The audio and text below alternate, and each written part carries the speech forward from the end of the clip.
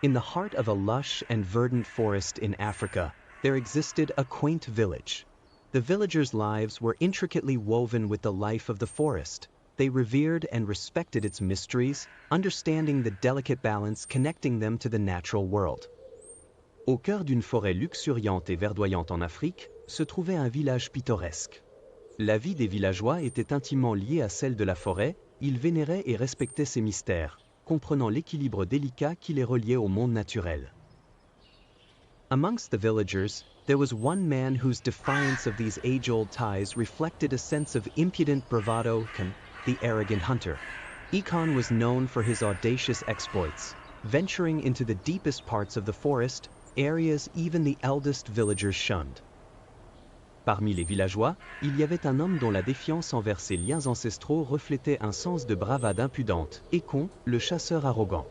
Ekon était connu pour ses exploits audacieux, s'aventurant dans les parties les plus profondes de la forêt, des zones que tous évitaient. One fateful day, intoxicated by his sense of superiority, Ekon loaded his quiver and walked into the forest with newfound hubris. He aimed to prove a point to those skeptical elders who doubted the might of man over nature, venturing deeper as the village sounds faded. Un jour fatidique, ivre de son sentiment de supériorité, Ekon chargea son carquois et s'enfonça dans la forêt avec une nouvelle arrogance.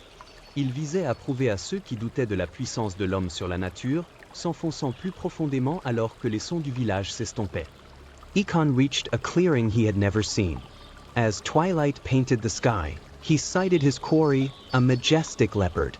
With breath scarcely audible, he drew his bow, yet suddenly, the cries of the forest turned eerie, and the forest around him grew silent.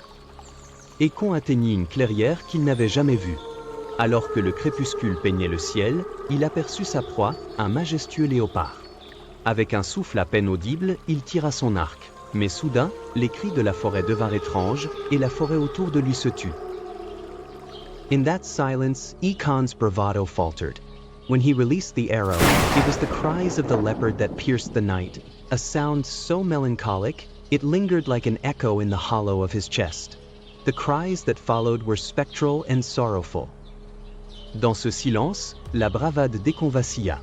Lorsqu'il lâcha la flèche, ce furent les cris du léopard qui déchirèrent la nuit, un son si mélancolique qu'il résonna comme un écho dans le creux de sa poitrine.